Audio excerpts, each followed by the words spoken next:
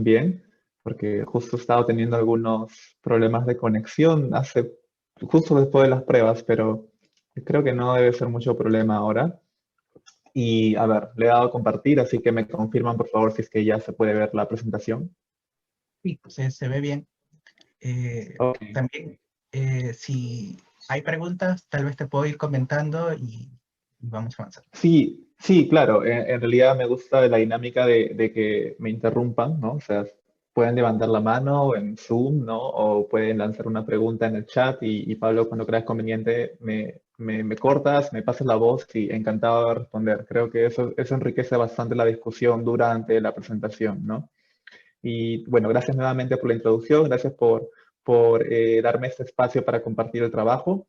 Como dice Pablo, yo estoy ahora en Edimburgo, estoy trabajando en traducción automática, no necesariamente en lenguas nativas peruanas, en mi trabajo de investigación propio, pero la investigación que realizo eh, es prácticamente aplicable en diferentes lenguas minoritarias o de escasos recursos, que es un concepto que tenemos que discutir también un poco más adelante, ¿no? Pero bueno, a lo que quiero llegar en esta presentación es de que primero compartir las ideas que hay, el potencial que hay y el trabajo que se puede realizar con lenguas nativas peruanas, específicamente en el área de traducción automática. Y la charla de hoy en realidad no es muy técnica, tampoco es una presentación tan larga, ¿no? Eh, yo he esperado una audiencia bastante general, ¿no? Como conversaba con Pablo antes, así que no voy a entrar necesariamente en detalles técnicos, matemáticos o de redes neuronales, las voy a mencionar, pero bueno, si es que alguno desea hacer alguna pregunta más sobre eso, siempre podemos discutir durante la presentación o al final, ¿no? Queda atento a las preguntas de cualquier tipo, de todas formas, ¿no? Y en particular a mí me gusta centrarme en preguntas, ¿no? Así que por eso el contenido está partido de esta manera, ¿no? O sea, primero vamos a ver un poco qué es traducción automática. Vamos a tratar de hablar también cómo funciona por dentro, ¿no? Y luego vamos a ir al punto principal, ¿no? Que es si es que es posible o qué tan factible o qué tan bien funciona la traducción automática para lenguas nativas peruanas. Vamos a hacer un énfasis particular para Shipibo con Ivo como caso de estudio, ¿no? Ya que es un idioma con el cual yo he trabajado antes y me siento afortunado de conocer personas que hablan ese idioma, ¿no? Y bueno, y obviamente el último punto es qué más podemos hacer, porque eso no es un tema cerrado para nada. Hay muchas cosas por realizar. Así que empecemos. El primer punto es saber qué es traducción automática. Ok, no voy a ahondar en muchos detalles aquí. Lo primero que tenemos que entender y tener claro es de que podemos pensar como que tener una caja negra, ¿no? Tenemos un modelo de traducción automática que es esta caja negra, ¿no? Y tenemos un idioma origen, ¿no? Y un idioma destino, ¿no? Un idioma origen con un texto, una palabra como hola en español, que esta caja negra va a codificar, ¿no? Y luego, de alguna manera, tenemos que decodificarlo en el idioma destino, como Howard, que es hola en Shipibo. Y lo que, lo que importa aquí es saber un poco cómo funciona ese proceso de codificación, ¿no? Es como, si ustedes lo ven de otra manera, es como un proceso de encriptación también, ¿no? Pero es así un poco nació el tema de traducción automática, ¿no? Vamos a entrar en detalles de esto después, ¿no? No se preocupen. Una pregunta interesante también es qué tan bien funciona, ¿no? Esa es una pregunta muy abierta en realidad, ¿no? No podemos dar una respuesta tan fija. Necesitamos tal vez hacernos esa pregunta en un contexto más específico, ¿no? Aquí he puesto una captura de pantalla del traductor de Google, que es el más popular, uno de los más populares actualmente que uno puede usar libremente, ¿no? Y he traducido parte del poema Considerando en frío, ¿no? Uno que ha sido recientemente famoso nuevamente, ¿no? Y vemos que eh, la traducción, a pesar de ser un poema en realidad, ha hecho un buen trabajo de español a inglés, ¿no? O sea, no hay eh, no hay muchas cosas que observar. Tal vez solamente el primer yo que está aquí, que debería ser un his, porque en realidad el poema en el contexto habla de una persona, explícitamente un varón, ¿no? no en plural, pero bueno, a ver, no podemos pedirle tanto tampoco, ¿no? En general lo hace bastante bien, ¿no? Y en ese caso podríamos concluir de que el traductor rinde también como una persona, ¿no? O sea, que es realmente bien efectivo en cualquier tipo de problemas, inclusive en un poema, ¿no? O sea, un traductor puede traducir poemas, entonces. En realidad la respuesta no es positiva, ¿no? Aquí ese es el título de un artículo de hace un par de años ya, oh, qué rápido pasa el tiempo, 2018, en el cual eh, es un trabajo de Microsoft, ¿no? Que hace se menciona de que se ha conseguido un rendimiento de traducción que, que es similar o ha alcanzado la paridad humana, digamos. O sea, que funciona tan bien como una persona, un intérprete que quiere hacer una traducción de chino a inglés en noticias, news translation, ¿no? Esos son los detalles que tenemos que prestar atención. El artículo no dice de que ahora Microsoft puede traducir también como una persona de chino a inglés cualquier tipo de texto, ¿no? Solamente textos de noticias.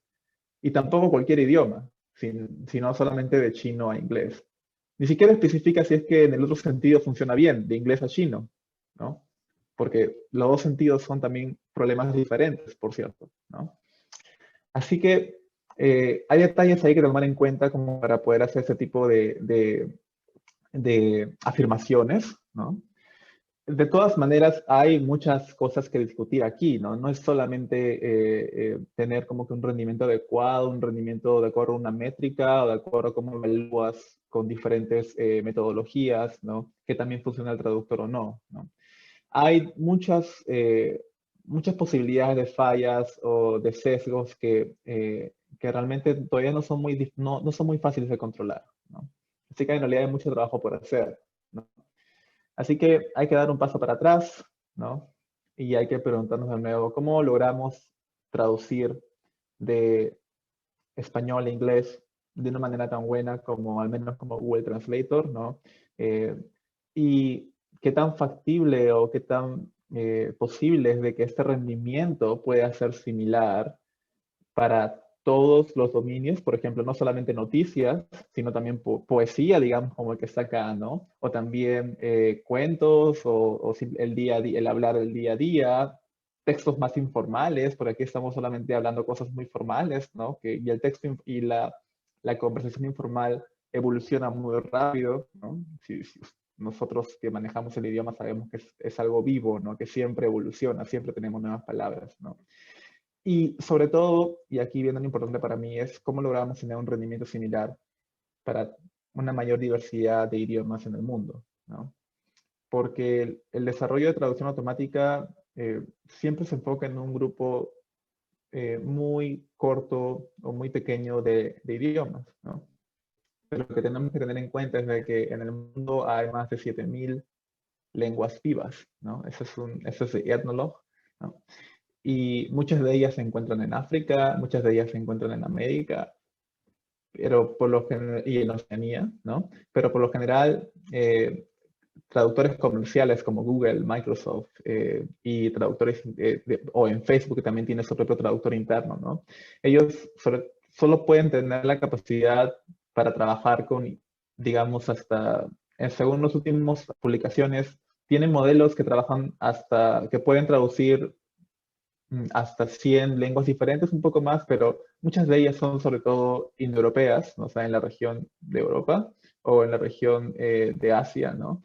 Y muy pocas de otras regiones, donde también hay una mayor cantidad de hablantes, ¿no?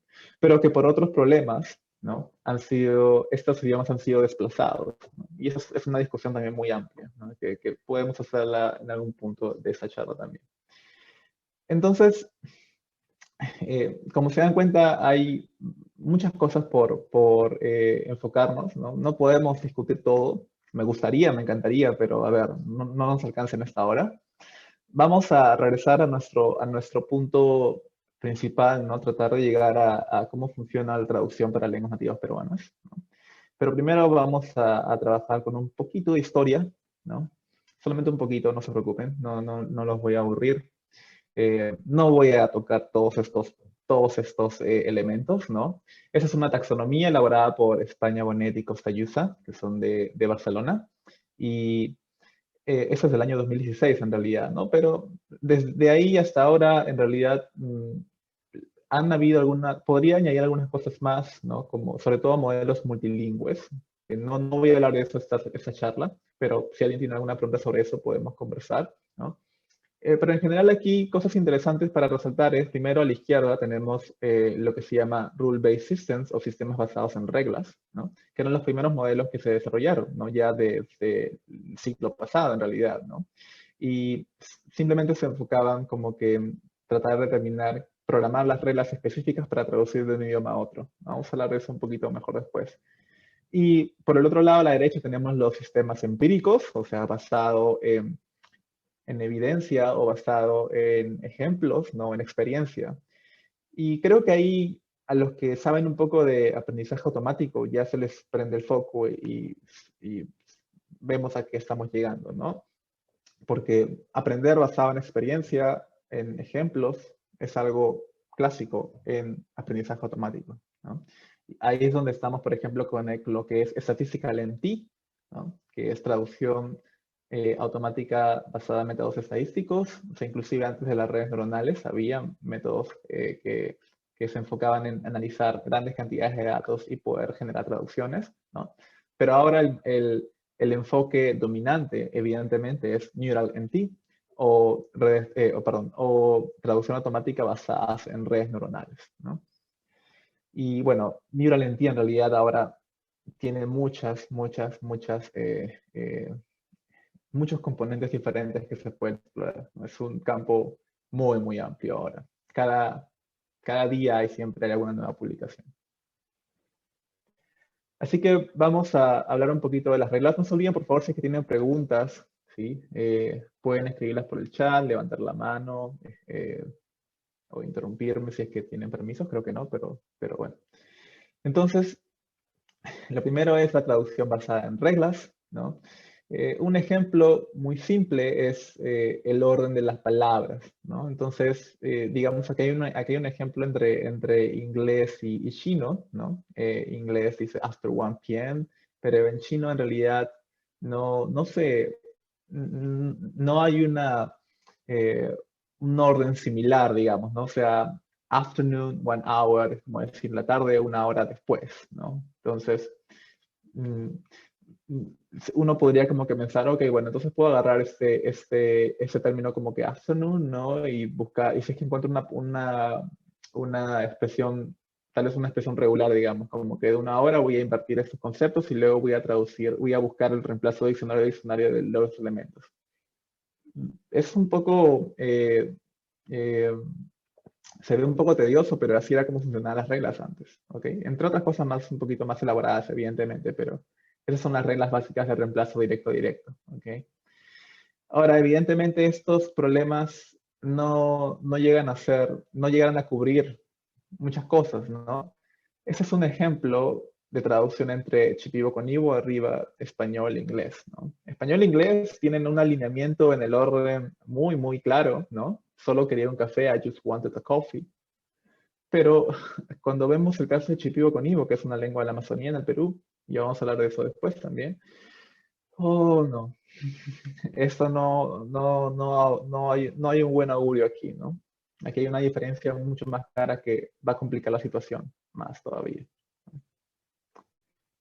Y después de las reglas, ¿no? Ya que vemos que aquí la ecuación no puede avanzar muy bien, llegamos a lo que es el aprendizaje automático, ¿no? En el aprendizaje automático, para resumir esto bien simple, ¿no? Me gusta usar este diagrama en realidad, ¿no? Creo que los que ya conocen lo verán muy familiar, los que no, síganme un poco nada más aquí.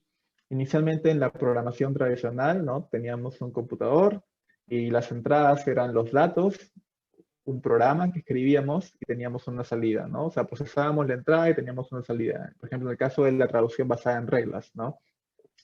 Escribíamos nuestras reglas, expresiones regulares, mapeo diccionario, metíamos la data que son los diccionarios o otros elementos y teníamos el output, ¿no? Que viene a ser como que algún tipo de la traducción en sí que queremos encontrar, ¿no? Pero en el caso de Machine Learning, aprendizaje automático, tenemos el computador que va a recibir los datos y la salida, o de otra forma decir, va a recibir el idioma origen, los textos en idioma origen y los textos en idioma destino, ¿no? Y vamos a generar un programa, o vamos a generar un traductor automático, un modelo que sea capaz de codificar un idioma y de codificarlo en otro idioma, ¿sí? Eso es lo que se quiere hacer con el aprendizaje de máquina en este nuevo paradigma basado en datos, ¿no? Data driven, corpus driven, que está dominando muchos campos del área de computación actualmente, ¿no? Y es así como llegamos, voy a saltar lo de Statistical Machine Translation, voy a llegar directamente a Neural Machine Translation, que es traducción automática basada en redes neuronales, ¿no? Que son secuencia a secuencia y que aprenden a partir de muchos ejemplos. A ver, yo he resaltado ahí dos cosas, ¿no? Secuencia, secuencia y muchos. ¿Por qué? Porque secuencia, secuencia es un poco la definición del tipo de red neuronal con la que estamos trabajando, ¿no? Hay muchos tipos de redes neuronales, ¿no? Pero en este caso lo que queremos hacer es recibir una secuencia, el input de una secuencia, ¿no? Y queremos decodificar otra secuencia, ¿no? Eso es un poco lo que vemos en esta imagen, ¿no? Y bueno, vemos como que tres entradas, tres salidas. Luego voy a dar más detalles de esto. Y por el tema de muchos, es de que las redes neuronales, el concepto en inglés es, el concepto informal en inglés es data hungry, quiere decir de que siempre están hambrientos, siempre requieren muchos datos, ¿no? Y eso es un problema serio para traducir lenguas nativas peruanas, como vamos a discutir después, ¿no? Ahora, solamente para delimitar bien un poco esos tres conceptos, esas tres capas. Por cierto, este no es el único tipo de red neuronal secuencia-secuencia, solamente estoy tomando una de las más sencillas, que es secuencia-secuencia con atención, pero hay otros modelos que probablemente algunos conozcan, como es el famoso Transformer, ¿no? Que ya ahí de ahí podemos dividir muchas cosas más, ¿no? Pero, en fin, lo que importa aquí es conocer que hay una capa de encoder, una capa de codificación, ¿no? La encriptación, digamos, ¿no? Donde construimos una representación para cada término en la oración original. Ojo que no estoy diciendo palabra, sino término. Es un poco ambiguo, pueden ser sinónimos, digamos, para cada... Me gustaría usar la palabra token, pero no sé si todos están familiarizados. De todas maneras, para cada entrada, para cada input de la oración original, ¿no? Para cada unidad de la oración original, construimos una representación, ¿no? Luego tenemos una capa de atención que puede ser de diferentes formas. Yo solamente lo voy a resumir en que para cada término o entrada vamos a identificar el contexto relevante en la oración, ¿no? Y el decoder o el decodificador, ¿no? Que va a ser la desencriptación de lo que hemos representado, de esta representación interna numérica que sea originada en la red neuronal, ¿no? Que sea calculado, ¿no? Y vamos a decodificar término a término. ¿Ok?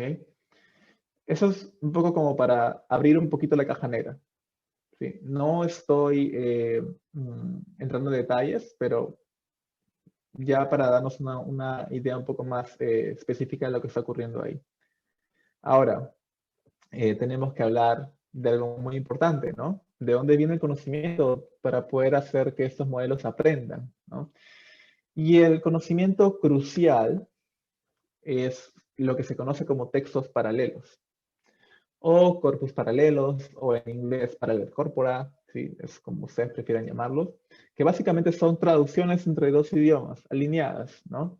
Por ejemplo, aquí yo les muestro un extracto de las traducciones del Parlamento Europeo, que como ustedes imaginarán, en el Parlamento Europeo es una institución multilingüe, porque Europa es multilingüe, ¿no? Entonces, oficialmente ellos traducen eh, todas las sesiones en los idiomas oficiales de la Unión. Así que, y bueno, y ellos lo liberan, ¿no? Porque hay un acuerdo justamente de colaboración con diferentes universidades en la región, ¿no? Entonces, liberan estos datos, ¿no? Y esos son usados para muchas investigaciones de traducción automática, ¿no? Lo cual es muy bueno, ¿no? y que podría ser algo interesante que se pueda aplicar en un lugar como Perú. Y eso vamos a hablar después. Y hay otra cosa más también, no solamente los textos paralelos son lo más importante. Oh, bueno, antes de ir a lo siguiente, en realidad, eh, ¿alguien tiene alguna idea de de qué tamaño son los textos paralelos que puede usar Google para entrenar su traductor, digamos, inglés-alemán o inglés-chino? ¿Cuántas oraciones? ¿Cuántos documentos para tener un rendimiento como el que se observa? Estamos hablando, por cierto, ya de los millones o billones de oraciones traducidas probablemente, ¿no? ¿Y de dónde Google saca tantas traducciones? Bueno, eh, hace crawling en la web, ¿no? O sea, Google tiene indexada toda la web, ¿no? Y hay páginas web que siempre suelen tener como que sitios multilingües, así que sacamos los datos, ¿no? También genera sus propios corpus, ¿no? También utiliza datos libres, ¿sí? Así que así es la manera en la cual se pueden como que ir mejorando sus traductores, ¿no? Y por eso solamente está enfocado en ciertos idiomas, ¿no? Ahora, después de esto, después de los textos paralelos, en realidad también hay otra forma en la cual podemos extraer, digamos, conocimiento para un traductor automático, y son los textos monolingües. Los textos monolingües, digamos que son una forma no tan costosa, ¿no? Que podría ayudar a permitir aprender la forma de un idioma, tal vez un poco el léxico, ¿no? O sea, nuevo vocabulario, o temas de sintaxis, gramática, algunas reglas, temas del orden de las palabras, o temas de composición, cómo formamos las palabras, tal vez vemos algunas relaciones ahí, porque podemos conseguir textos sin traducir, y esos textos sin traducir en realidad pueden ser bastante útiles para entrenar solamente, digamos, una parte de la red neuronal, como puede ser el encoder o solamente el decoder, ¿no? Y hacerlo más fluido en la generación, por decirlo así, ¿no? En realidad se utiliza para otro tipo de técnicas, ¿no? La más famosa se llama back translation. No voy a entrar en detalles ahí de eso ahora, pero si desean podemos discutir eso después, ¿no? Pero la idea aquí es de que no solamente los textos traducidos son importantes, pero también los textos en un solo idioma, ¿no? Sobre todo en estos idiomas que no tienen muchas, o que no tienen muchos hablantes, o que no tienen mucha presencia digital, ¿no? Como para tener traducciones, puede ser de útil, ¿no? Así que también de eso vamos a hablar después. Una ventaja de utilizar redes neuronales, por cierto, es que podemos procesar nuevo vocabulario, lo cual es muy relevante, ya que en nuestro día a día y en general en el lenguaje, siempre vamos a tener nuevas palabras, ¿no? Pueden haber diferentes razones, una de ellas son los neologismos, digamos, ¿no? Ahí vemos ahí temas como que chat o WhatsApp, que son un término en inglés o un nombre propio, pero al final los apropiamos, ¿no? En el español, y los hacemos verbos, por ejemplo, ¿no? Chatear o whatsappear, ¿no? Así que la idea no es tal vez utilizar palabras enteras cuando queremos procesar una secuencia en una red neuronal, sino algo muy clave aquí. Eso sí lo menciono que es muy clave, porque esto ha ayudado a cambiar bastante el mundo de Neural Machine Translation, es utilizar word pieces o word pieces o piezas de palabras o subpalabras. ¿Qué quiere decir? Que no trabajamos como una palabra como una unidad, sino que buscamos tal vez algunas subpalabras o partes de las palabras que puedan ser frecuentes, más frecuentes, o que tengan ciertas repeticiones en un texto grande, ¿no? Y para eso, ahí vemos un ejemplo en español como el sufijo EAR, ¿no? Y para eso se utilizan algoritmos no supervisados para segmentar términos. El más famoso es byte encoding, ¿no? Y bueno, eso también hay diferentes algoritmos con diferentes motivaciones. Ese es solamente el más famoso, el que más se usa, y también no es completamente preciso, o digamos no es completamente fiable. Se tiene que tunear, ¿no? Se tiene como que optimizar un parámetro para poder hacerlo funcionar de cierta forma. Y evidentemente, como es un modelo no supervisado, también está condicionado por la cantidad de datos que tienes, ¿no? Si tu texto en el cual quieres aprender cómo segmentar estas palabras en piezas no tiene la suficiente representación de nuevas palabras, ¿no? Entonces tal vez no vas a encontrar esos sufijos que tú tanto buscas, ¿no? Así que también es muy dependiente de los datos que va a haber. Y aquí, solamente para repasar esta parte, es de que no vamos a codificar palabra por palabra, sino pieza por pieza, ¿no? Como decía el word pieces, ¿no? O término por término. Sí, es solamente el detalle que quería agregar en esta parte. Okay. Si es que tienen preguntas, por favor, háganla. Sí, o si no, igual al final podemos revisar nuevamente esto. Y ahora, ¿qué sucede con las lenguas nativas peruanas? ¿No? Ya hemos hablado un poco en general de lo que es el mundo de traducción automática, eh, y ahora vamos al punto importante aquí, ¿no? ¿Qué sucede en nuestro contexto, ¿no? Aquí voy a tomar prestado un diagrama que se presentó hace un año en una charla en África, ¿no? Que son los problemas que enfrentan las lenguas de África, bueno, también las lenguas en Latinoamérica en general, ¿no? Eh, y son varios en realidad, ¿no?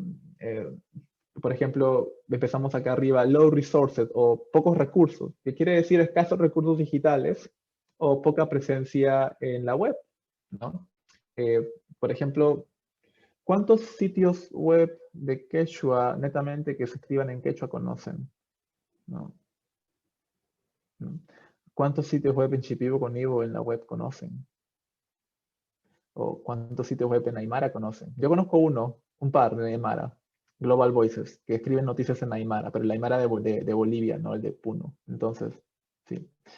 Eh, y ¿qué quiere decir eso? Que no hay muchos recursos digitales que se puedan trabajar. No hay textos monolingües, no hay textos paralelos, ¿no? Lack of focus, o poco enfoque, ¿no? Es porque en realidad no son prioritarios, ¿no? Digamos, eh, Google, ¿por qué Google se preocuparía en traducir un idioma tales que no tenga tantos hablantes, ¿no? Comercialmente no le es viable. ¿Ok? No se va a centrar ahí. ¿Sí? Y reproducibilidad. eh, por lo general, los trabajos en lenguas minoritarias lamentablemente están muy dispersos, ¿no? Y a veces, bueno, es un problema en realidad que afecta a todo el campo, no solamente a la traducción automática para lenguas minoritarias, pero a veces es un poco complicado como que poder reproducir los resultados de un experimento u otro porque los datos se procesan de diferentes maneras o son muy sensibles también.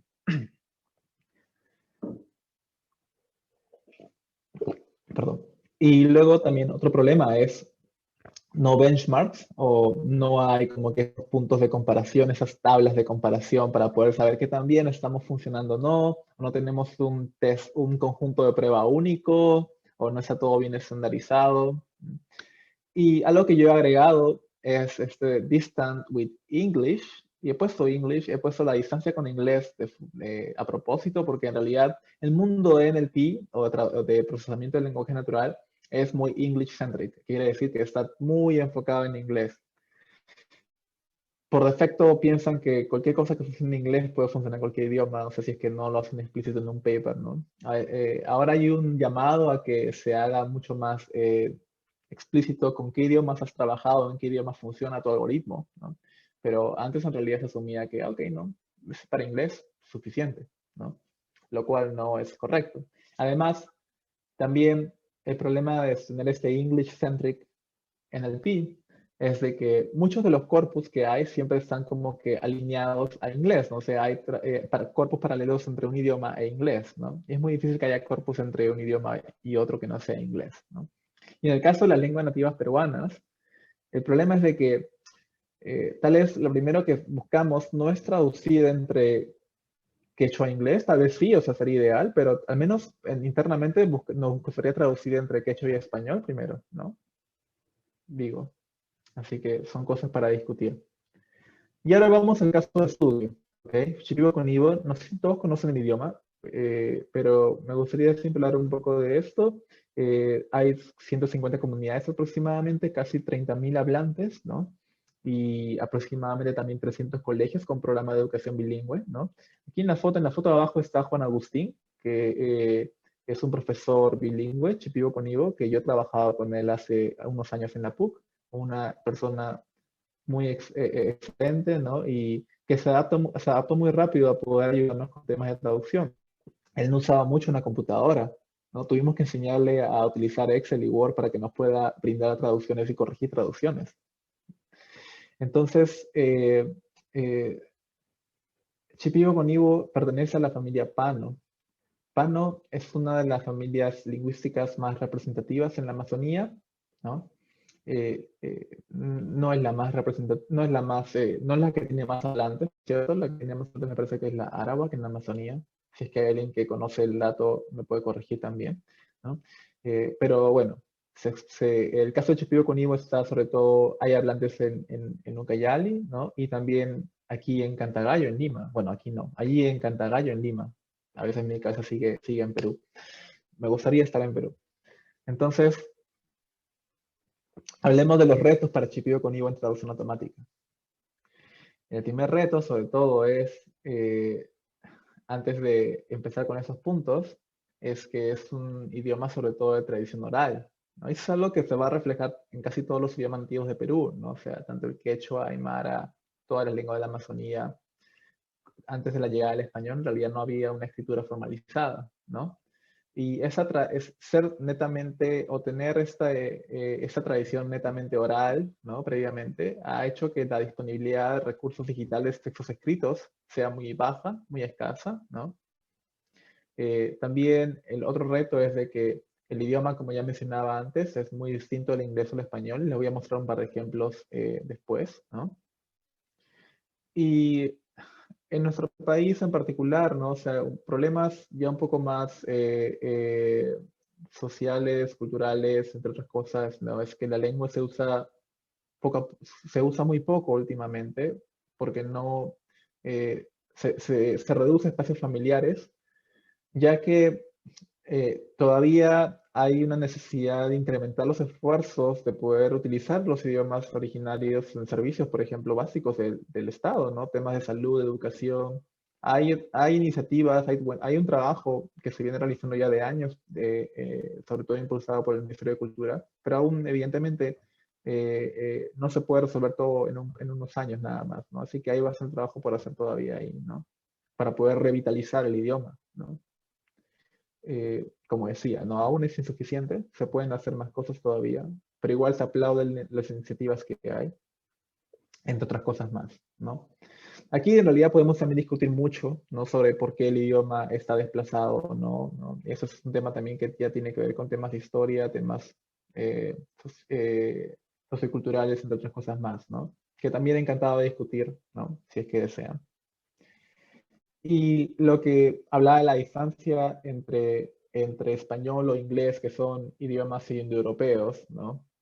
Con lenguas nativas como Shipibo con Ivo, ese es el ejemplo que les mencioné antes, que les mostré antes, ¿no? El orden de las palabras es completamente diferente. Y otra cosa más es la distancia en los procesos de formación de palabras o morfología, ¿no? Esa no es Shipibo con Ivo, es Achaninka, ¿no? Me lo brindó un lingüista con el que trabajo, Jaime Montoya. No lo voy a, no lo voy a pronunciar porque no soy capaz de leer la palabra, pero básicamente es una palabra que traduce una oración entera de español, ¿no? Nosotros de verdad fingiremos cocinar por ella temprano sin éxito. Pero en el caso de Achaninka tiene un proceso de aglutinación o aglomeración de sufijos, ¿no? O afijos, ¿no? Y, y va a formar esta palabra. Es, como se llama, es una tendencia más polisintética, son también se utilizan ahí, ¿no? Entonces el problema aquí es de que qué tan bien nuestro método de segmentación de piezas, ¿no? Va a poder segmentar esta línea en rojo, ¿no? O sea, vamos a poder identificar todos estos elementos adecuadamente, ¿no? Ese es el reto, ¿no? Es un ejemplo en Shipibo con Ivo, ¿no? Por ejemplo, aquí también tenemos como que algunas frases en Shipibo con Ivo. Ese doble arroba indica que esta palabra va junta, ¿no? Sería eara, pico, yamna, tamia, ¿no? Esas cuatro últimas piezas en realidad es una sola palabra, ¿no? Y bon, es, bo, también esas cuatro piezas es una sola palabra y así. Pero se dan cuenta de que en idiomas de ese tipo, sobre todo en idiomas nativos peruanos, la composición de las palabras es bastante diferente a la que tenemos en español, que es un idioma funcional, o bueno, con tendencia más funcional que aglutinante. Esos son los términos que se utilizan ahí. Así que vamos ahora nuevamente a enfocarnos en la traducción automática porque ya se nos pasa el tiempo tan rápido, wow. A ver, cómo hemos trabajado en el tema de traducción automática para GPU con IVA? En realidad hemos hecho varias cosas desde hace años en la PUC, como construir herramientas que puedan procesar la morfología, sintaxis, otro tipo de elementos en el idioma. Pero aquí solamente me voy a centrar en el traductor basado en corpus, ¿ok? Pero igual si hay preguntas de otro tipo, podemos conversar, ¿no? Un primer paso es algo bastante intuitivo, ¿no? Hacer una recopilación de textos bilingües y monolingües, ¿no? Y un segundo paso es, ok, cuando no tenemos más cosas que recolectar, o sea, cuando no podemos encontrar más cosas, entonces habrá que empezar a traducir lo que se pueda, o sea, a ver, que la traducción no es gratuita, o sea, un intérprete ofrece un servicio en realidad, ¿no? Así que también es un elemento importante a considerar, ¿no? Así que en un paper publicado en 2017, como parte de un proyecto que se realizó, ¿no? Por ejemplo, trabajamos con un diccionario de GPU con IVA español, que es el diccionario del Instituto Lingüístico de Verano, no muy antiguo en realidad, y procesamos alrededor de 6.000 entradas, ¿no? También se encontraron leyes propuestas en ambos idiomas traducidas, pero las traducciones eran un poco complejas, no había el vocabulario era muy distinto al que estábamos encontrando en el diccionario, así que al final no lo utilizamos, ¿no? Tampoco era muy grande tampoco, así que no decidimos no usarlo. También está la Biblia Católica en ambos idiomas, son casi 13.000, poco más de 13.000 oraciones alineadas, ¿no? Aunque ese texto en realidad también es particular, ¿no? Porque tiene un dominio muy cerrado, ¿no? Un vocabulario limitado, ¿no? Y también una forma de escritura muy, digamos, un poco antigua. Y también tenemos textos educativos usados por escolares GPU con Ivo, donde tradujimos casi 2.000 oraciones, ¿no? Esto no solamente fue la única parte en la cual obtuvimos traducciones entre GPU con Ivo y español, ¿no? Sino también tradujimos lo que se conoce como flashcards o esas tarjetas de aprendizaje de idioma, ¿no? Recolectamos como unas casi 8.000 flashcards entre inglés y español y las tradujimos a GPU con Ivo. Con lo cual, en realidad aquí tenemos un corpus no entre dos idiomas, sino entre tres idiomas, ¿no? GPU con Ivo, español e inglés. Ah, y por cierto, el ejemplo que les mostré acá, ups, este de acá es del corpus de flashcards, ¿no? Solo quería un café, I just wanted a coffee, es un ejemplo de flashcards. Arturo, disculpa. Sí. Justo ahí, relacionado a lo que mencionabas, hay una pregunta en los comentarios del Facebook.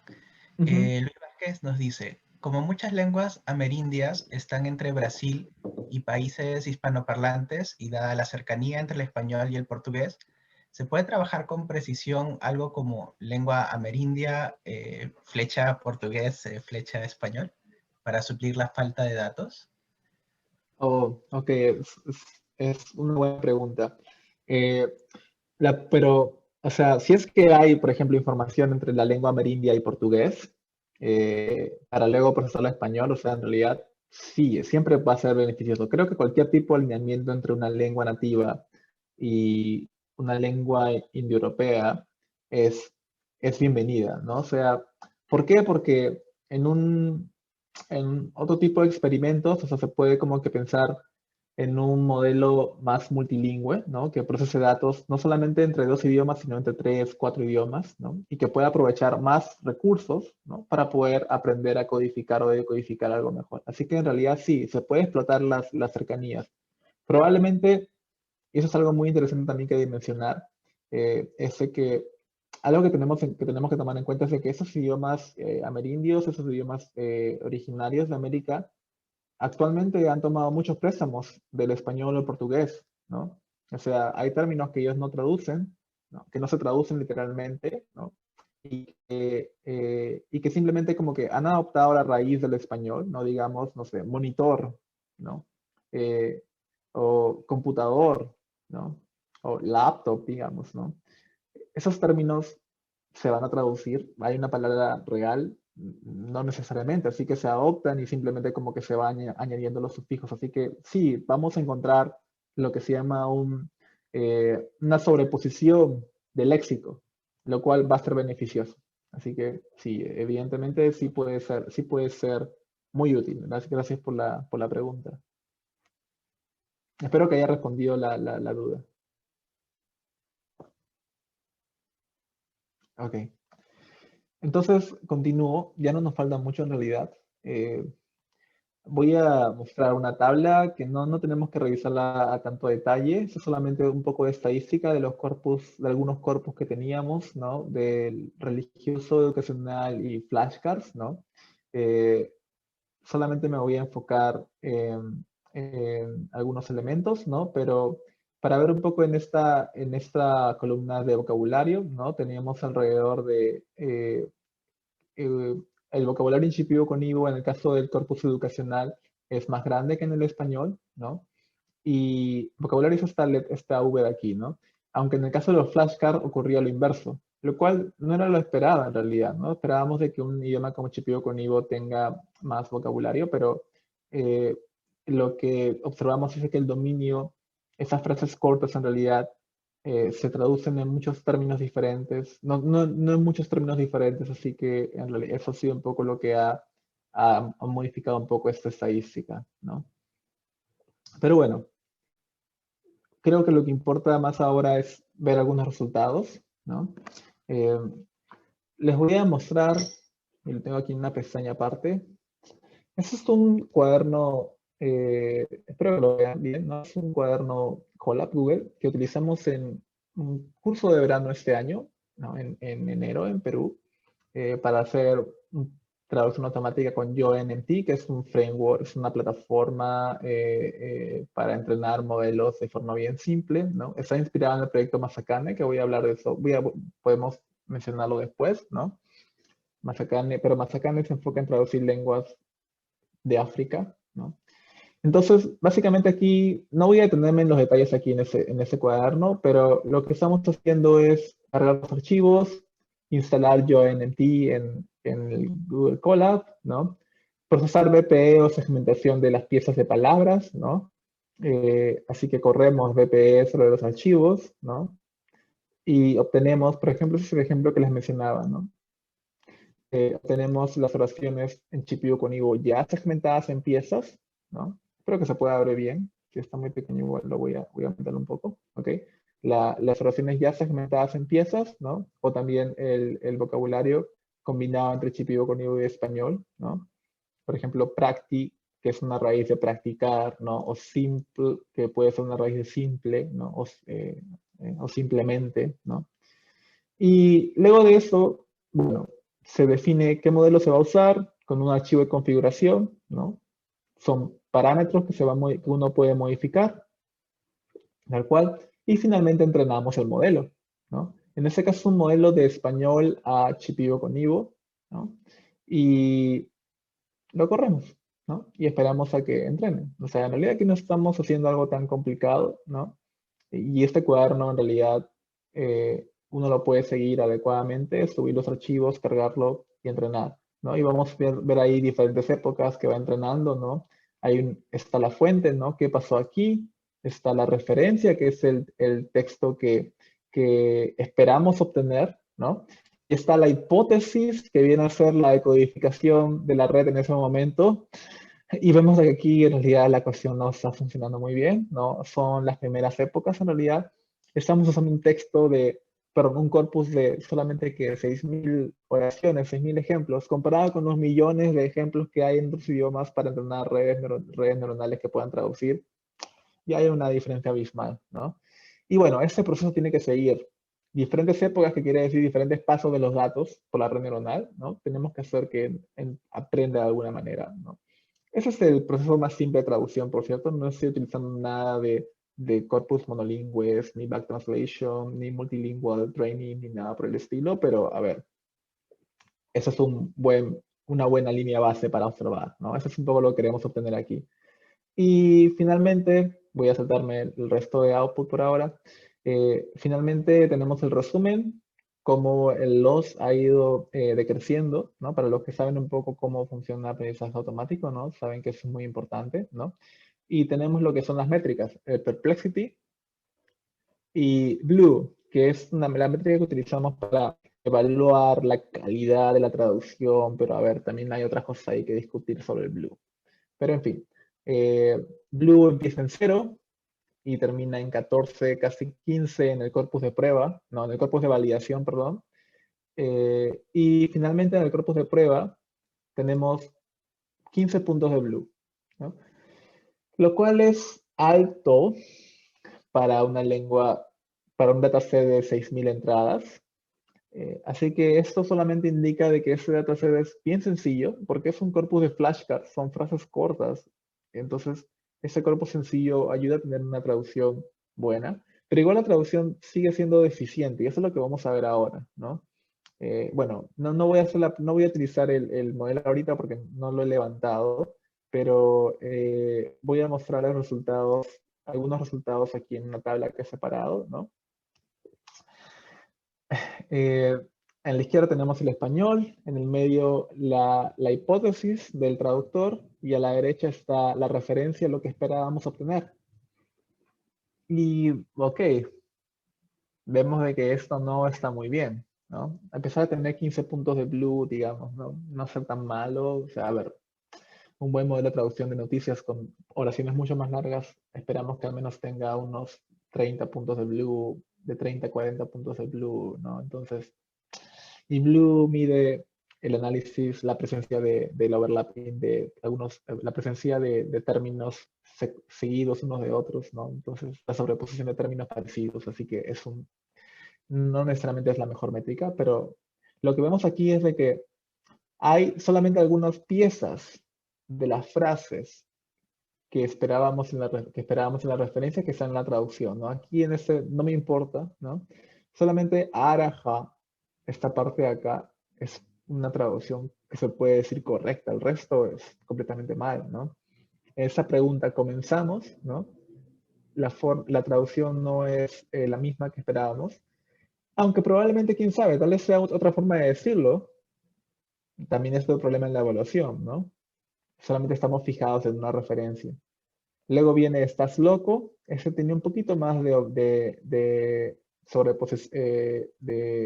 aparición de subtérminos, ¿no? Mia, que está por acá, y Jaco, en realidad un poco desordenado. Esta es la oración que se acercó más. Mañana estaré ocupado. Bakishra en Akai. O aquí toda la palabra Bakishra fue traducido completamente. Eh, creo que eso significa mañana. Bueno, si es que alguien habla GPO, por favor, me corrige. Me parece que sí. Yo creo que en realidad es porque el corpus también tiene muchas entradas con el ejemplo mañana. Así que por eso ha logrado aprender a decodificar ese término adecuadamente, ¿no? Y bueno, luego algunas formas ahí que van fallando. Y así con la última también que vemos que no hay muchas formas correctas, ¿no? Así que, ¿qué podemos concluir de aquí? No mucho en realidad, ¿no? O sea, queda mucho por hacer, uno, y dos, la traducción automática no va a reemplazar a los intérpretes para nada, pero sí puede ayudar. Y eso es un poco o podría ayudar si es que llega a ser un poco más robusto, ¿no? Es un poco lo que también quiero mencionar, ¿no? O sea, hay muchas aplicaciones que puede tener un traductor automático, ¿no? O sea, ¿en qué contexto puede ser utilizado? Por ejemplo, para ayudar en la revisión o generación de material educativo, ¿no? Desarrollar aplicaciones de aprendizaje de una segunda lengua, o incentivar turismo, o procesar leyes, o en la comunicación con hablantes nativos, ¿no? Entonces, hay muchas cosas que se pueden trabajar ahí, ¿no?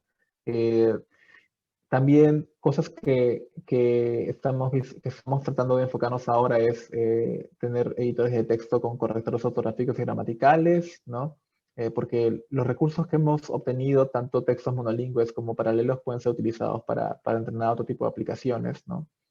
lo cual es muy, muy importante para ese tipo de idiomas que no tienen mucha presencia en el área científica, en el área NLP o en general en investigación o en el día a día en el Perú, ¿no? Y la última pregunta que yo quiero tocar es qué podemos hacer, ¿no? Ya que ya estamos todos aquí, todos han venido aquí porque el título les ha parecido interesante de alguna forma, ¿no? Y, y de alguna manera tal vez están interesados en traducción, están interesados en IA o están interesados en lenguas originarias del Perú y quieren ayudar tal vez de alguna manera. Hay muchas cosas que se pueden hacer en realidad, ¿no? Una de ellas es, por ejemplo, ayudar a identificar y recolectar datos digitales, ¿no? Eh, que son, digamos, diccionarios, ¿no? Por ejemplo, aquí es un portal de quechua que me parece súper interesante, diccionario multidialectal de quechua. Tiene diferentes diccionarios ya digitalizados de quechua, ¿no? Y aquí hay un ejemplo de quechua ayacucho, donde hay una descripción en quechua, que es un texto monolingüe que se puede utilizar, y hay ejemplo traducido, que es un texto paralelo que se puede utilizar para entrenar un modelo de traducción, ¿no? Lo cual es súper interesante, ¿no? Eh, en el caso de Chipivo con Ivo, nosotros trabajamos con un diccionario de ese tipo, ¿no? Si se dan cuenta, es un diccionario muy antiguo, ¿no? Así que usar OCR, esa tecnología para extraer los textos, en realidad no funcionó muy bien, así que lo que tuvimos que hacer es, después del OCR, tuvimos que editarlo, dividirlo entre varias personas y editarlo, corregirlo manualmente, y al final tuvimos un archivo como este, ¿no? Con todas las entradas digitalizadas. Entonces, ese tipo de cosas son muy importantes para trabajar, ¿no? Textos, documentos, sitios web, eso es súper útil también, a pesar de que, como decía, de que no sean traducciones, ¿no? Eh, no me alcanza el tiempo ya para hablar de esto, pero solamente quiero mencionar de que hubo una publicación este año, ¿no? En el cual trabajamos, bueno, liderada por Gina Bustamante, investigadora del grupo en la PUC, ¿no? Y básicamente la pregunta aquí es no data to crawl. Es como decir, en el mundo de NLP la gente asume que puede conseguir datos de la web de cualquier idioma, pero no ocurre así para las lenguas nativas peruanas, ¿no? Así que estamos creando corpus monolingües de archivos de PDF, ¿no? ¿De qué tipo de archivos de PDF? Son los archivos de educación intercultural bilingüe, archivos de educación inicial primaria que están guardados en el portal de Perú Educa del Ministerio de Educación, ¿no? Así que esas cosas también sirven, se pueden utilizar, se pueden explotar.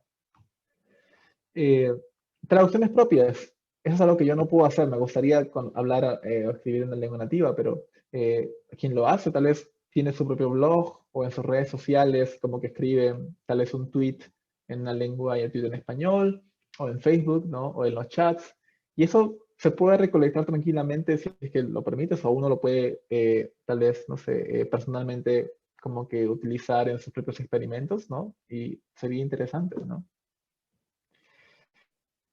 Y otra cosa importante también es enseñar a la comunidad, ¿no? A desarrollar tecnologías del lenguaje. O sea, no solamente eso no es algo que solamente hacemos nosotros desde fuera como entes externos, sino tiene que ser algo más participativo, ¿no? Y algo muy importante, por ejemplo, que yo creo que tiene que incentivarse, es tener escuela de programación en el PI para hablantes bilingües, ¿no? Este verano justo es donde organizamos una en la PUC en enero, ¿no? Varios de los participantes en realidad hicimos énfasis, buscamos que los participantes sean hablantes bilingües o tengan contacto con hablantes bilingües, ¿no? Y el año que viene, en realidad, lamentablemente no vamos a poder hacer algo similar, pero estamos planeando al menos un evento netamente online, ¿no? Que va a ser, esperamos que sea un poco más masivo y que podamos enfocarnos también en lenguas nativas peruanas, ¿no? Así que ya habrá un anuncio pronto para que puedan inscribirse y participar, programado más o menos para inicios de febrero. Así que eh, eh, hay una necesidad, o sea, es importante enseñar a esas personas a conocer la tecnología, ¿no? Que vean de que la tecnología puede ser muy útil para el idioma que hablan, ¿no? Y si eres hablante y no sabes programar, en realidad no es problema, o sea, puedes ayudar a evaluar resultados, ¿no?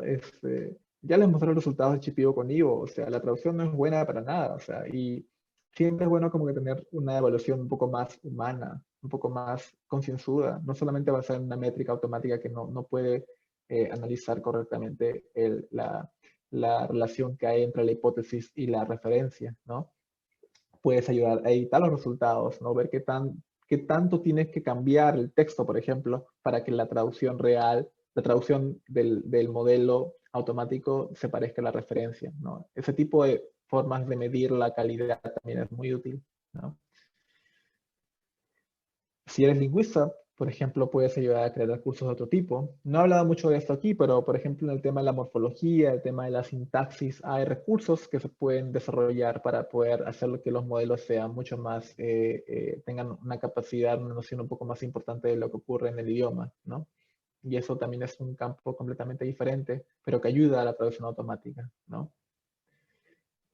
Y si eres un apasionado de las lenguas peruanas en general, siempre puedes ayudar, ¿no? O sea, puedes ayudar nuevamente a identificar recursos, a digitalizar, a traducir o a evaluar resultados, programar, crear recursos en general. Muchas cosas que se pueden realizar ahí.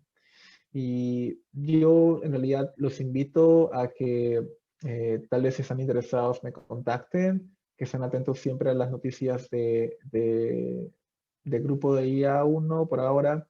Pero de todas maneras voy a tal vez pasar a Pablo también un enlace para cuando se haga más, cuando tengamos oficializado el evento de febrero, ¿no? Pero lo que más me interesa a mí es formar una comunidad, ¿no? Que esté interesado en poder trabajar en este tipo de idiomas, ¿no? Y que podamos apoyar el proceso de revitalización a partir de la tecnología, lo cual creo que es muy importante. Así que muchas gracias por su atención, o Iraque, en Chipivo con Ivo, y quedo atento a sus preguntas, cualquier comentario al respecto. Gracias. Muchas gracias, Arturo, por la presentación. Estamos atentos a las preguntas que pudieran haber tanto en el chat del Facebook perdón, tanto en los comentarios del Facebook como en el chat de acá de Zoom. Entonces, si hay alguna pregunta, lo ponen ahí y estamos atentos. Ah, ok, tenemos un comentario de Fernando Alba. Él nos dice, gracias por la charla, es solo un problema de falta de recursos, es decir, si se consiguen más textos paralelos para lenguas nativas, se podrían aplicar directamente las tecnologías de Machine Translation usadas en otros idiomas y obtener resultados de similar calidad. Ok, esa es una pregunta. eh, en realidad, tener textos paralelos es una base, ¿no? Lo que en mi experiencia, al menos, siempre como que va a ayudar a tener textos paralelos, al menos una cantidad, digamos, decente, como que en los miles, ¿no? Pero no es lo único que se necesita, ¿no? Porque no podemos esperar cubrir, por ejemplo, todo un vocabulario, o diferentes dominios con textos paralelos necesariamente. Así que en realidad hay para estas lenguas minoritarias creo que tenemos que ser un poco más abiertos, ¿no? Hay que ver textos paralelos, hay que ver textos monolingües, hay que eh, también trabajar un poco en los modelos en sí, ¿no? Es un trabajo en realidad de diferentes frentes, ¿no? O sea, por ejemplo, los que son de computación, de machine learning, ellos van a enfocarse en hacer que un modelo pueda aprender algo con menos datos. Siempre, ese es el objetivo, ¿no? O que pueda aprovechar datos de otras fuentes también, recursos multilingües. Los que son expertos en crear recursos, o sea, van a tratar de hacer que estos textos paralelos, por ejemplo, tengan algunas meta-anotaciones, ¿no? Tal vez que estén segmentados, ¿no?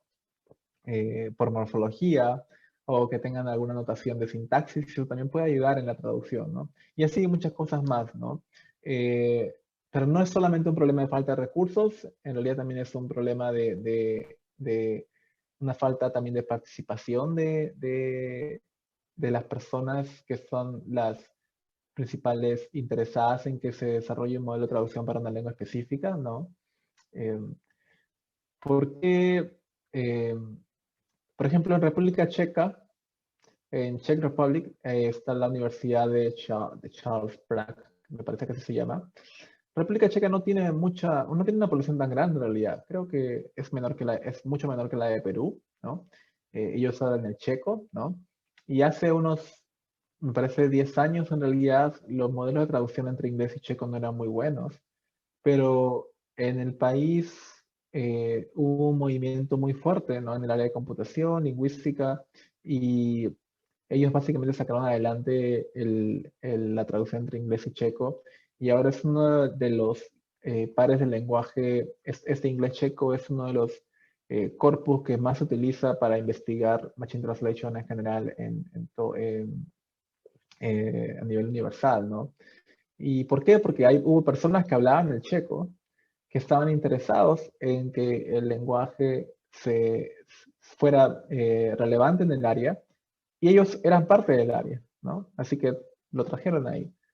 Cosa que no ocurre, por ejemplo, con Quechua, Shipibo-Conigo, con Ashaninka, porque lamentablemente las personas, no hay muchas personas que son hablantes nativos o hablantes bilingües que se dedican a este área, ¿no? Eh, Me gustaría que fuera así en un futuro, ¿no? Y de esa manera, justamente esas personas son las que serían los primeros interesados en poder hacer ese tipo de desarrollo, ¿no?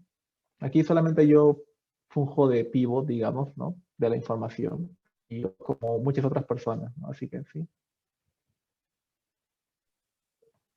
Genial. Tenemos una pregunta también en el Facebook. Ivonne nos pregunta, dice, buenas noches, ¿conoces algún recurso con el árabe y sus variantes?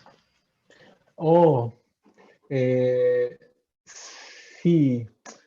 Ah, lo interesante del árabe, ¿no?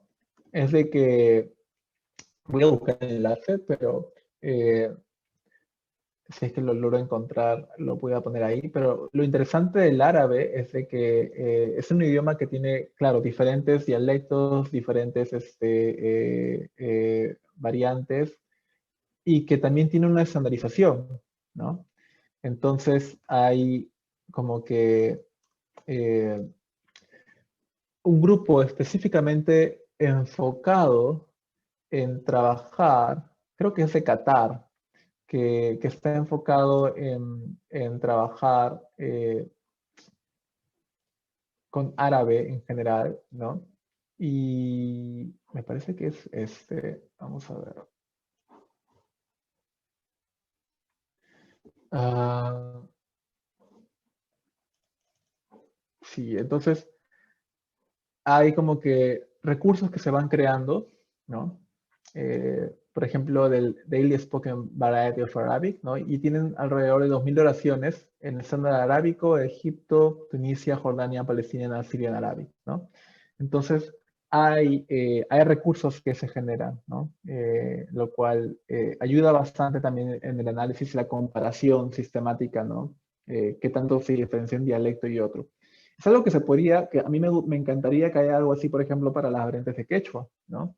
Eh, Sabemos que hay muchas variantes de quechua y sería interesante tener un corpus paralelo, multiparalelo entre los diferentes dialectos, ¿no? Para poder estudiarlo.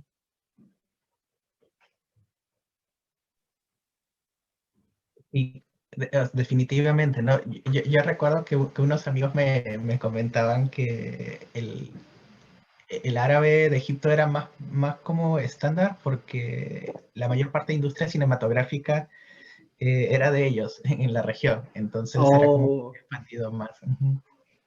ok, Entonces, eso no lo sabía, pero es interesante. entonces creo que si tuviéramos algo así en quechua sería excelente. Tenemos algunas preguntas más. Sí, en José Zoom Miguel creo que hay, dice, ajá. ¿es posible crear combinaciones con las palabras que se tiene actualmente y así poder aumentar la data de entrada? ¿O necesariamente enfocarse en buscar más colaboración de los hablantes nativos? Oh, esa es una pregunta muy interesante. Eh, por ejemplo, si puedes eh, hacer lo que se llama la derivación o, por ejemplo, tomas un verbo, ¿no? Cantar y lo pones en todos los tiempos o diferentes formas, ¿no? Cantar, cantó o en todas las personas, ¿no? Yo canto, tú cantas, él canta, nosotros cantamos, eh, ustedes cantan, ellos cantan, ¿no? Y se puede sistematizar eso de una forma relativamente rápida para algunos idiomas. Se puede como que hacer diferentes combinaciones, sí. Sí, y eso es lo que se conoce como data augmentation, ¿no? Seguramente el término les parece conocido a los que saben un poco de computer vision, ¿no? Que utilizan la imagen, la van rotando, la reducen, la cortan, ¿no? La rotan un poco más, le cambian los tonos, etcétera. Ok, también se puede hacer data augmentation en temas del lenguaje. Evidentemente es un poco más delicado, pero sí, sí es factible. Ahora, el tema es poder tener un recurso, un método que sea lo suficientemente confiable para que los datos generados no tengan mucho ruido, ¿no? Pero sí, es completamente factible. Es una pregunta muy interesante. Gracias. Tenemos una pregunta más acá por el chat de Zoom. Dice, ¿todas las traducciones son textuales o hay forma de hacer correctas traducciones que dependan del contexto?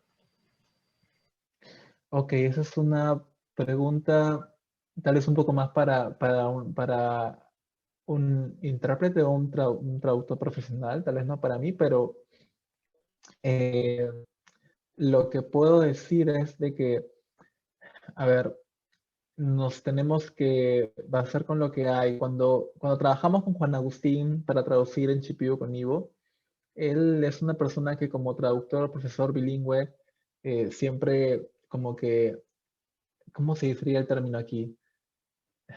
Iba a decir iba a decir, no, eh, como que adornaba, ¿no? La traducción, ¿no? Le gustaba como que ponerle un tono, ¿no?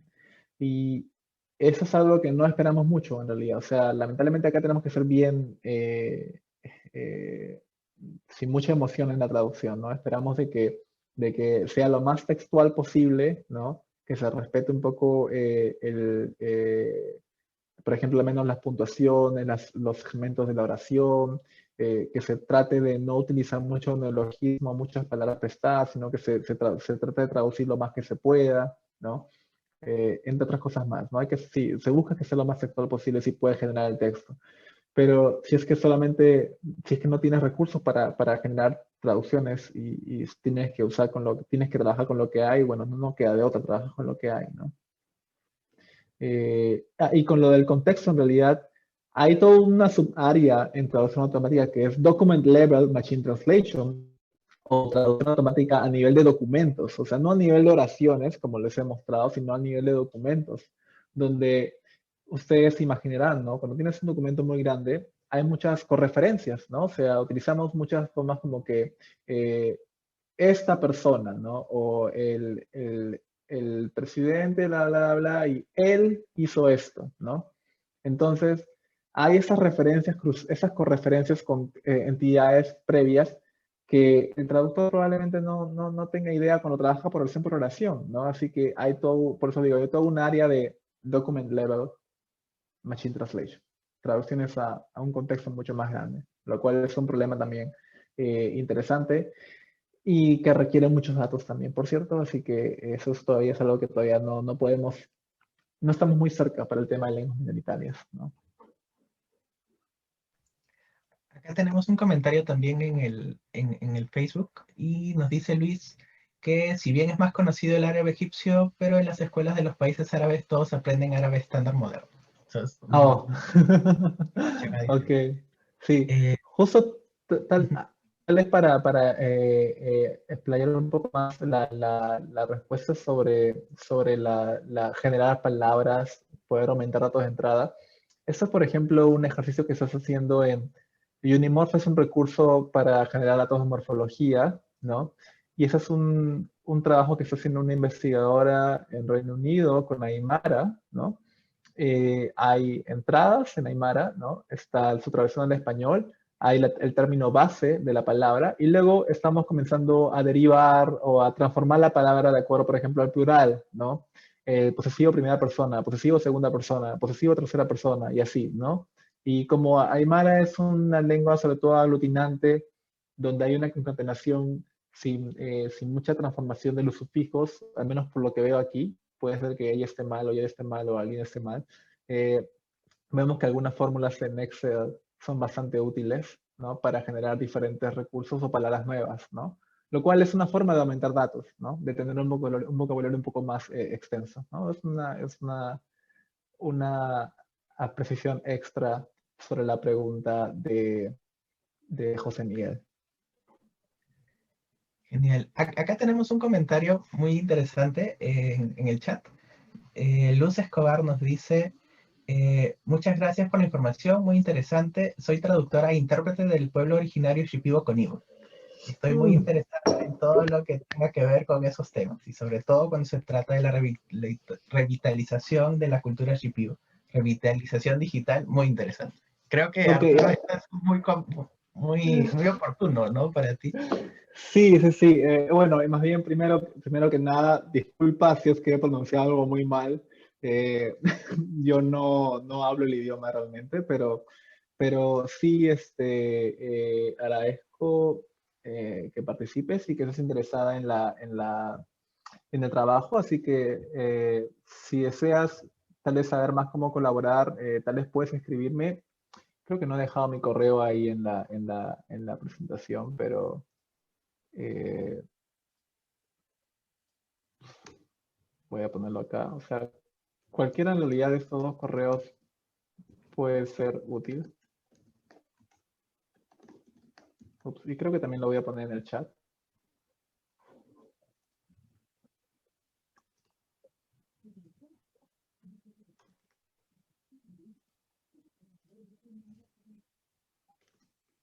Ups, creo que los puse todos juntos. Ok. Genial. Creo que justamente este es un punto muy importante y ahí va una pregunta mía sobre el trabajo multidisciplinario, ¿no? Tal vez, no sé, Arturo, nos Ujú. puedas comentar un poco cómo ha sido, porque nos has mencionado gente de varias profesiones con las que estás colaborando, ¿no? Entonces, ¿cómo ha sido? ¿Cuáles son justamente esas interfaces, ¿no? Que tienen con las distintas profesiones? Ok, es una muy buena pregunta. Sí, en realidad, eh, trabajar en traducción automática no es un trabajo netamente de informáticos o de ciencia de la computación, ¿no? Eh, ah, es un trabajo que si queremos que tenga un impacto, digamos, en ese tipo de lenguas que no son muy estudiadas en el área, tiene que abarcar muchas más profesiones, ¿no? Tiene que ser multidisciplinario, como dices, ¿no?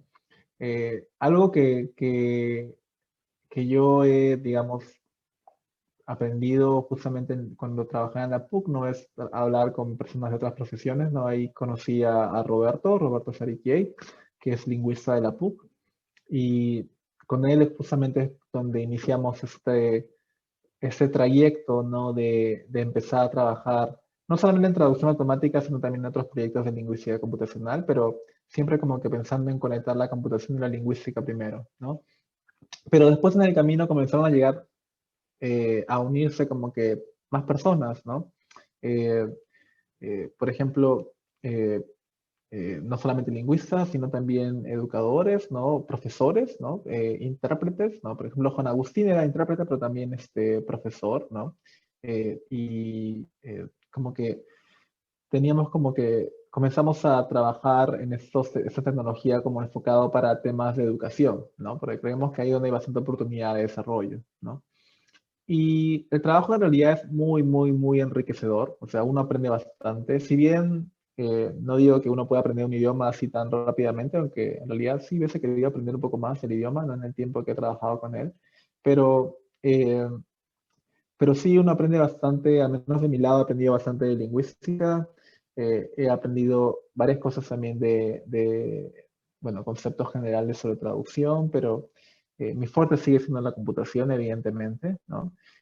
Y también los lingüistas aprenden cosas de cómo funcionan las computadoras, digamos así, o los programas, ¿no? Así que es un proceso enriquecedor, ¿no? Actualmente hay por ejemplo, en un proyecto que se viene desarrollando en la PUC para desarrollar correctores ortográficos, varios de los trabajos que se han realizado eran entre duplas de lingüista informático, ¿no? O sea, siempre había al menos una dupla, una pareja que tenía un objetivo, ¿no? Así que siempre había como que tratar de que ambos estén en conversación para poder desarrollar una herramienta, para poder crear un recurso, entre otras cosas más, ¿no? Yo creo que es muy, muy enriquecedor. Oh, genial. Y yo creo que no hay más preguntas. Muchas gracias, Arturo, por la exposición. Eh, yo quisiera compartir rápidamente la pantalla para invitarlos a nuestros próximos eventos. Eh, tenemos un webinar más en esta sesión del 2020 y Nils Mururaga nos va a presentar la charla Cross Modality Personalization for Retrieval. Él es un Research Scientist en Snap Inc., son los que hacen Snapchat, entonces creo que va a estar muy interesante. Nuevamente, muchas gracias a todos por participar, tanto los que nos están viendo en Facebook como los que nos están viendo acá directamente en el Zoom.